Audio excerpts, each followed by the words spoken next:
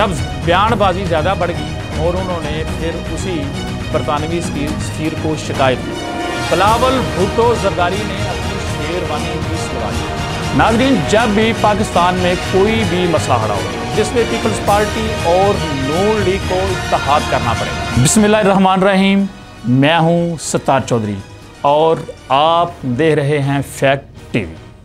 नाज़रीन, आज आपसे अहम तरीन गुफ्तगू का आगाज़ करेंगे। नाज़रीन, जब भी पाकिस्तान में कोई भी मसला खड़ा हो जिसमें पीपल्स पार्टी और नून लीग को इत्तेहाद करना पड़े, जब आवाम से आवाज़ें उठती हैं कि ये लोग इक़्तिदार के लिए इकट्ठे हो गए हैं, तो फिर उनके पास एक अहम तरीन बहाना होता है। वो एक अहम तरीन जवाज़ तलाश करते हैं। वो कहते हैं कि हमारे दोनों पार्टियों के दरमियान चार्ट ऑफ डेमोक्रेसी हुआ है, मिसाक जमहूरियत का मुआहदा हुआ है। इसी बात को वो सामने लाते हैं। आजकल भी ऐसा हो रहा है जब आईनी तरामीम के लिए पीपल्स पार्टी और नून लीग दोनों भाग दौड़ कर रहे हैं। अवाम से आवाज़ें उठ रही हैं कि ये लोग अपने इक़्तिदार की खातर, अपने हुक्मरानी की खातर ये लोग आईनी तरमीम कर रहे हैं। बिलावल भुट्टो लोगों से कहते हैं ये हमारे दरमियान मिसाक जमहूरियत है, हमने चार्टर ऑफ डेमोक्रेसी पर दस्तखत किए हुए हैं। नाज़रीन, आज मैं आपको बताना चाहता हूँ ये मिसाक जमहूरियत है क्या, ये चार्टर ऑफ डेमोक्रेसी क्या है, जिसके लिए ये अवाम को बेवकूफ़ बना रहे हैं। नाज़रीन, ये 2006 की बात है जब बेनज़ीर जलावतनी काट रही थी और नवाज शरीफ भी जलावतनी काट रहे थे। फिर इनके दरमियान क्या हुआ, जो उस वक्त पाकिस्तान में बरतानवी सफीर थे, उनका नाम था मार्क लाइल ग्रांट।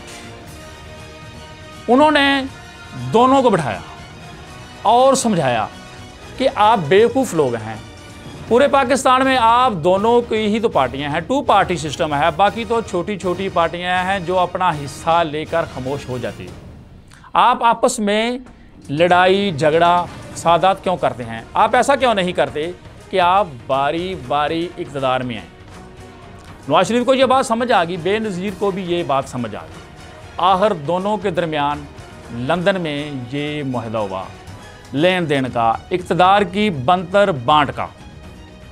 उसमें अहम शराइत क्या थी जो बरतानवी सफ़ीर ने इन दोनों के दरमियान तय कराई? अहम शराइत यह थी कि जो पार्टी इक़्तिदार में होगी वो अपोजिशन को भी ग्रांट देगी, उनको भी पैसे कमाने का मौका देगी। ये सबसे अहम शराइत थी। बाकी जो जितनी शराइत थी वो सब दिखावे के लिए थी। जो इनका एक पम्फलेट जारी हुआ था, इस पर मैंने 2006 में एक बुक भी लिखी थी, लंदन प्लान। लंदन प्लान वो लफ्ज़ है जो सबसे पहले खाकसार ने इस्तेमाल किया था और मेरी बुक है इस नाम पर। उसके बाद जितनी बार भी लंदन में कोई एग्रीमेंट होता है, कोई मीटिंग होती है, उसको लंदन प्लान का नाम दिया जाता है। इस नाम का खालक खाकसार है। मुआहदा क्या हुआ? मुआहदा हुआ, सब कुछ हो गया, दोनों के दरमियान दहावे के लिए सब कुछ हो गया। अब उस पर दस्तखत होने थे।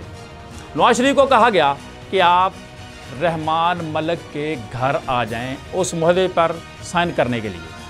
नवाज शरीफ ने रहमान मलिक के घर जाने से इनकार कर दिया। रहमान मलिक कौन है? वो साबिक सेनेटर हैं, वफाकी वज़ीर दाखिला रहे हैं, FIA के डायरेक्टर रहे हैं। नवाज शरीफ बेनज़ीर और जरदारी के बहुत करीबी दोस्त थे। नवाज शरीफ ने रहमान मलिक के घर जाने से इनकार कर दिया। ये एक दिलचस्प स्टोरी है जो मैं आपको बताने लगा हूँ। क्यों इनकार किया? क्योंकि ये दोनों पार्टियां जब इक़्तिदार में आती थी तो एक दूसरे से इंतकाम लेती थी। जब बेनज़ीर वज़ीर-ए-आज़म थी और जरदारी मिनिस्टर थे, उन्होंने भी शरीफ खानदान से कुछ हिसाब किताब बराबर करने थे। उन्होंने भी इनके खिलाफ केसेस बनाए FIA के ज़रिए और रहमान मलिक उस वक्त डायरेक्टर थे और उन्होंने मियाँ शरीफ को गिरफ़्तार किया और गिरफ़्तार इतने गंदे तरीके से किया कि वो बहुत शर्मनाक था। यहाँ तक कि वो तस्वीरें और वीडियो मौजूद हैं कि उन्होंने मियाँ शरीफ को गिरेबान से पकड़ा था और खींचकर गाड़ी में फेंका था। नवाज शरीफ को वो याद था कि रहमान मलिक ने मेरे बाप की बड़ी बेइज्जती की थी। उसने कहा मैं इसके घर जाकर साइन नहीं करूँगा। यहाँ पर आकर मामला रुक गए। फिर क्या हुआ? अमीन फ़हीम जो इंतकाल कर चुके हैं, वो पीपल्स पार्टी के अहम तरीन रहनुमा थे, वो नवाज शरीफ के पास गया। उन्होंने नवाज शरीफ को समझाया कि मियाँ साहब पुरानी बातें छोड़ें, हम अगर पुरानी बातों को लेकर बैठेंगे तो हम कोई मुआहदा नहीं कर सकते, हम आगे नहीं बढ़ सकते। प्लीज़ आप पुरानी बातों को छोड़ें और मेरे साथ चलें। मियाँ साहब राज़ी हो गए, क्योंकि मियाँ साहब उस वक्त बहुत फंसे हुए थे। पाकिस्तान में आने के उनके तमाम रास्ते बंद थे। परवेज़ मुशर्रफ इक़्तिदार में थे। नवाज शरीफ आखिर अमीन फ़हीम के साथ रहमान मलिक के घर चले गए और ये एग्रीमेंट हो गया। असल मुआहदा यही था कि बारी बारी इक़्तिदार में आना है, और उसके बाद गेम उल्टी, बेनज़ीर पाकिस्तान आ गई, नवाज शरीफ भी पाकिस्तान आ गए, और उसी मुआहदे के तहत पहली हुकूमत पीपल्स पार्टी को मिली थी। जब पीपल्स पार्टी को हुकूमत मिल गई और मुआहदे के मुताबिक पीपल्स पार्टी ज़रदारी प्रेसिडेंट थे, ज़रदारी नून लीग को कोई ग्रांट नहीं दे रहे थे, उन्हें पैसे कमाने का कोई मौका नहीं दे रहे थे। फिर क्या हुआ, शहबाज शरीफ ने ज़रदारी के ख़िलाफ़ बयानबाजी शुरू कर दी। जब बयानबाजी ज़्यादा बढ़ गई और उन्होंने फिर उसी बरतानवी सफ़ीर को शिकायत की, कहा कि ये शहबाज शरीफ मेरे ख़िलाफ़ वही पुरानी हरकतों पर उतर आए हैं और मुझे इंटरव्यू में और जलसों में जलील करने लगे हैं, मुझे चोर चोर कहने लगे हैं। बरतानवी सफ़ीर ने शहबाज शरीफ से पूछा कि ये आप क्यों कर रहे हैं, आप मुआहदे की ख़िलाफ़ वर्जी क्यों कर रहे हैं। फिर शहबाज शरीफ ने वो शर्त याद दिलाई कि जो एग्रीमेंट हुआ है इस पर ज़रदारी साहब अमल नहीं कर रहे। फिर बरतानवी सफ़ीर ने ज़रदारी साहब को कहा कि आप अपनी शरीयत पर अमल करें। फिर ज़रदारी साहब ने एक बहुत बड़ा काम किया, मैं आपको बताता चलूँ। उस वक़्त चीनी का रेट 25 रुपये था। ज़रदारी ने उस रात चीनी का रेट 55 रुपीज़ कर दिया अचानक, और इस तरह शरीफ ख़ानदान को एक रात में 17 अरब रुपए का फ़ायदा पहुंचाया। और अचानक 17 अरब का शरीफ फैमिली को फ़ायदा पहुंचा। और उसके बाद शरीफ फैमिली ने सोचा कि इतने पैसों का अब क्या किया जाए। वो मैं आपको ये भी एक स्टोरी बताऊंगा। उसके लिए वही हमजा शहबाज ने पोल्ट्री का कारोबार शुरू किया था उस 17 अरब रुपए से। ये था चार्टर ऑफ डेमोक्रेसी जो इनके दरमियान हुआ था। उसी चार्टर ऑफ डेमोक्रेसी के तहत अगली बार नवाज शरीफ वज़ीर आज़म बने थे, नून लीग को हुकूमत मिली थी। उसके बाद क्या हुआ, उसके बाद फिर पीपल्स पार्टी की बारी थी, लेकिन दरमियान में एक तीसरा शख्स आ गया, उसका नाम था इमरान खान।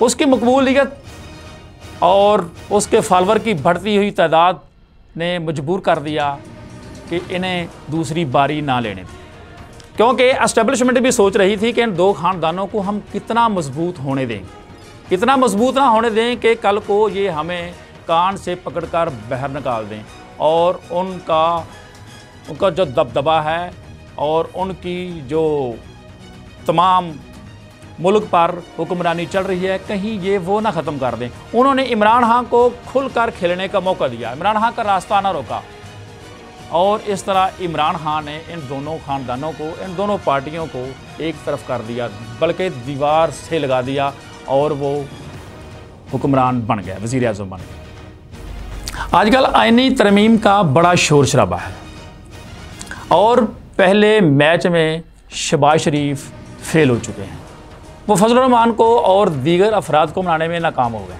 अब ये ज़िम्मेदारी बिलावल भुट्टो ने ली है। बिलावल भुट्टो एस्टेब्लिशमेंट को साबित करना चाहते हैं कि उसके फजल रहमान से अच्छे तल्लुकात हैं और जोड़ तोड़ जानते हैं। उनका टारगेट ये है कि मिड टर्म में उन्हें वज़ीर आज़म बना दिया जाए, और आसिफ ज़रदारी की भी यही ख्वाहिश है कि वो, उनकी आखिरी ख्वाहिश है कि वो जाते जाते कम से कम अपने बेटे को एक दफ़ा वज़ीर आज़म देख लें। मेरी इतलात के मुताबिक बिलावल भुट्टो ज़रदारी ने अपनी शेरवानी भी सिलवा ली, और बात यहाँ तक पहुँच चुकी है, मैं अपने पहले व्लॉग में ये बता चुका हूँ कि फजल रहमान को ऑफ़र कराई जा रही है कि आप मुल्क के प्रेसिडेंट बन जाएं और बिलावल वज़ीर आज़म बन जाए।